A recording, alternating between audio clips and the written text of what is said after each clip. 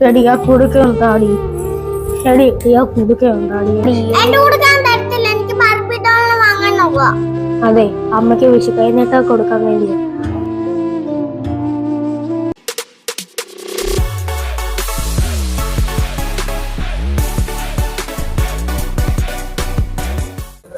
മോളെ സ്വന്തം കൊടുക്കാൻ പൊട്ടിച്ചാണോ? ആയിക്കോട്ടെ ആയിക്കോട്ടെ.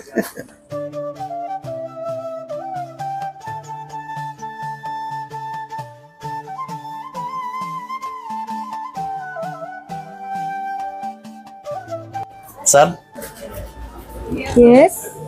ബാക്കി ക്യാഷ് ആയിട്ട് തന്നെ വേണോ അതോ ഇനിയും പൈസ ബാക്കിയുണ്ടോ?